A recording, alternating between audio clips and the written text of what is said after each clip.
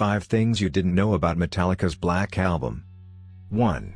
Lars Ulrich, Kirk Hammett and Jason Newsted were all going through divorces during the making of the Black Album. The personal lives of 3 of the 4 Metallica members were in deep disarray as they set upon writing and recording what would prove to be the group's breakthrough album, and that darkness and chaos may have crept into the resulting music. Lars, Jason and I were going through divorces, Hammett revealed to Playboy. I was an emotional wreck. I was trying to take those feeling of guilt and failure and channel them into the music, to get something positive out of it. Jason and Lars were, too, and I think that has a lot to do with why the Black Album sounds the way it does. 2. Nothing Else Matters was not intended to be a Metallica song or to be played for other people. It was a song written in hotel rooms on Justice tour about missing friends at home, being out for such a long time, Hetfield told Jeff Woods in 2016. That was a song that was not meant to be played for other people, it was for me. I think that's important, to write music that makes you feel good. I've got quite a few songs that are like that. Nothing Else Matters was heard by the band, they thought it was amazing. Though, you were crazy. That's just this sappy ballady thing that makes me feel okay. No, that's good. 3. Sad But True was originally written in a higher key and, as a result, wasn't nearly as crushingly heavy. When Rock heard the demo for Sad But True, he thought it was the Kashmir of the 90s, referencing the classic Led Zeppelin song.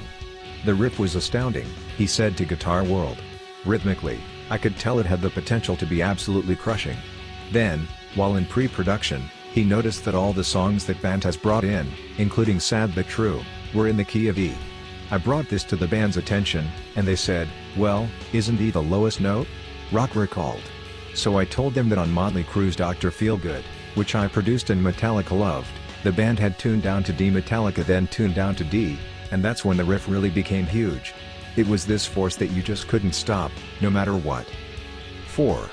The guitar solo on Enter Sandman was inspired, in part, by a sample on an Ice-T album. I think the time has come to reveal where I actually got the guitar lick before the breakdown in Enter Sandman, Hammett told Guitar World. It's from Magic Man, by Heart, but I didn't get it from Heart's version.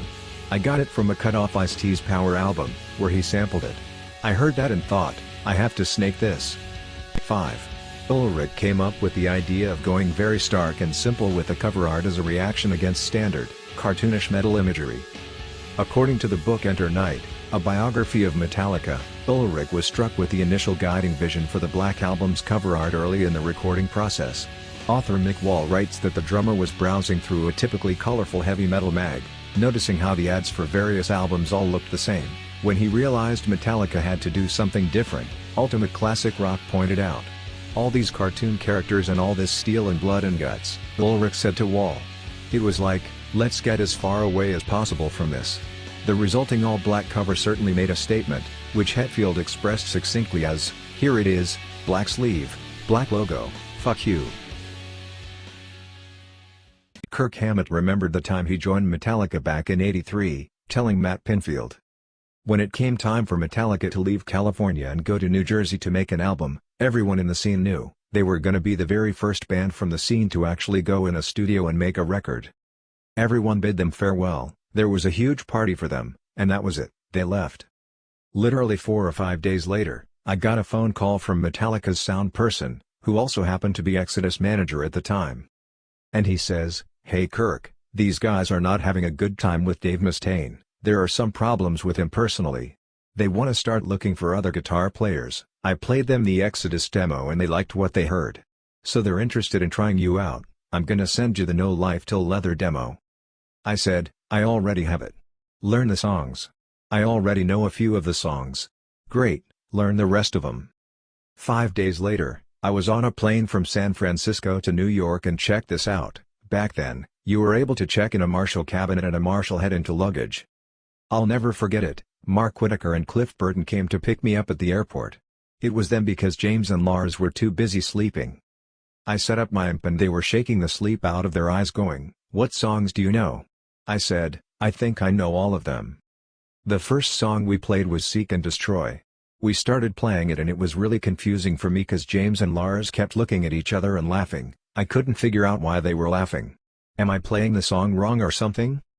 After the song, they're looking at me like, okay, what other stuff do you know? We eventually cycled through all the songs and they went, "Great, we are gonna rehearse a few more times, we have a show on Friday, do you think you can do it?" I said, "Yeah, I think I can do it." And that was that. Metallica's Kirk Hammett described his experience of jamming with Meshuggah as amazingly powerful, but also shared his thoughts on the band, saying that they are so unique. Hammett joined the band on stage as part of his annual horror-themed Fear Festival music and memorabilia event a few years back. This is what he said when speaking with SiriusXM's Liquid Metal. "I could feel the power behind me. And I was thinking about it, and it was kind of like being in front of a locomotive. And the only way to, keep in front of that locomotive is to just play my ass off and keep up with it. It was amazingly powerful and an amazing experience. I have to say, I've jammed with a lot of people and I've jammed with a lot of bands, but that was so unique and next level." He went on to note that the experience of playing under Meshuggah's extensive lighting rig was trippy. Their stage show is trippy, because they have lights, a lot of lights, and you can barely see those guys. So when I walked on stage, it was so dark on stage, I could barely see my guitar neck, but, for some reason, somehow, someway, that kind of added to the overall vibe. I just have to say, man. It was the first time I really sat and watched them for more than 10 minutes, cause that's usually all the time I have. And I have to say, they're one of the best metal bands out there for a variety of reasons, man. In terms of technique and virtuosity, in terms of originality, there's no precedent before Meshuggah. They have set a precedent, and they are so unique. It's almost Dada-esque. I know I'm using a lot of big 50-cent words here, but it's the only way I can really explain how I think and how I feel about them. On Vancouver radio station CFOX, Metallica's Kirk Hammett spoke fairly candidly about his experience taking guitar lessons with Joe Satriani. It was actually very poignant. Hammett said of his first lesson with Satriani. "His first lesson to me was, learn your lesson. Don't waste your time, don't waste my time. I expect you to know everything that I gave you in a week's time." I was like, this guy is serious. But you know what? I did it, and he kicked my ass. But after a while, I was taking 2 lessons a week from him. I became so thirsty for what he had to offer me, I was just like, bring it on. It's all making sense. I want to learn more. Hammett then discussed Satriani as a player, saying ever since I first met him, he's always played incredibly, with all the sounds and all the bar stuff and tapping and crazy licks that no one's ever played and still probably never plays. I mean, he's just such a unique individual as a musician. Dave Mustaine shared his thoughts on Meshuggah after getting to hear the band a bit more often during ongoing joint tour with Megadeth, telling Cat Rock, "They're really exciting. It's not even because the drumming is so complicated, really it's just 4/4 timing the majority of the time. But the way the songs are, and how unique they are, they take on a characteristic of their own. You could so easily get lost trying to follow. What do they call that? Algebra metal or something like that? All these timings and stuff like that. You know, the stuff I listened to growing up, the new wave of British heavy metal. It was straightforward riffing like AC/DC. And then going into Priest and Maiden, and then getting into heavier stuff, Motorhead, Diamond Head, Merciful Fate, everything was straightforward. So having a tour with Megadeth, Meshuggah, Tesseract, and Lil Ake where we have these young exciting bands, it's always really entertaining, because I get to see stuff I never would have been compelled to pick up in a record store. It opens my mind a lot. I remember the first time I took out this really great band called the Dillinger Escape Plan. I couldn't understand it, but I just knew they were really exciting. It's the stuff you don't understand you most often miss out on. I wanted to understand, so we took them out on Gigantor. It was a great experience. I thought they were terrific. And that was my introduction to that type of crazy, cerebral metal. He also talked about drummer Dirk Verburen, saying, as good as Adler was, Dirk's feet are more advanced. I didn't think that was possible, because Chris is such a great drummer. There's a reason why Chris recommended Dirk, and I love him for that. I think that he's a really solid friend for making that recommendation, cause a lot of guys wouldn't do that. He's a true friend, and I was stoked having him in the studio. Dirk is one of the most pleasant, easy to get along with guys I've ever met in my life. I'll walk up to him, and he'll smile, and lean forward, and pat me on the back. He goes, "How's it going, buddy?" I could say, "Oh man, anything." "Oh, okay buddy." He smiles and pats me, 'cause he's just a happy guy. In an old interview from a 1994 Guitar World article, Yngwie Malmsteen was asked to do a blind critique of some of the bands and guitar players of the time. Yngwie gets played Metallica's song Master of Puppets. He has great things to say about the band except for the guitarist, Kirk Hammett. This is what he said. "That's Metallica, I love it. This is maybe the second or third time I've heard this song, and the first time I've heard the live version. My old drummer and keyboardist liked Metallica a lot, and they played this song around the time I was recording Odyssey, 1988. I liked it then and I like it now. Of all the bands that play this type of music, Metallica is the best. James Hetfield sings better than all the other vocalists, and Lars Ulrich is a great drummer. I feel some sort of connection with them. I think the band heard some of my early demos, which sounded something like this." Malmsteen demos first surfaced on college radio stations in Northern California, where Metallica is based. "I'm not saying I influenced them, but maybe I did. Overall, the band has a great sound. But I think the lead guitar player, Kirk Hammett, is not very good. He can play fast and is pretty good at it. But his choice of notes and sense of pitch are very bad. I don't think that he plays with musicality, or plays in tune. Rather than lifting the song, his solo seems to be the anticlimax." Would you agree or disagree with Yngwie Malmsteen? What's your opinion on Kirk Hammett's guitar playing? Tell us in the comments section down below. Back in 2014, neoclassical guitar virtuoso Yngwie Malmsteen gave an interesting yet controversial opinion on Ibanez Guitars. In an interview he was asked what it was about the Stratocaster that has kept him so devoted to it all these years. He replied saying, "Well, it's kind of the original instrument, everything else is a copy of it, you know. All the Ibanez and stuff like that's just a copy. It's like a bad copy, really. It's the same design but it's a bad copy.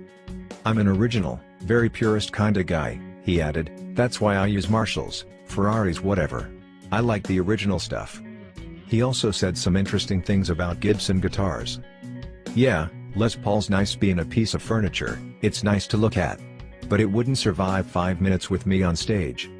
What do you think about this? Are Ibanez guitars really bad copies of the original Fender Strat? And what do you think he is trying to say about Gibson? Comment your thoughts and opinions down below."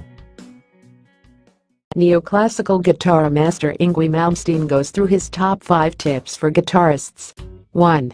Learn from the best. Just like you, I had heroes as a kid. I got the first Deep Purple album and started figuring out how to do the whole Ritchie Blackmore thing.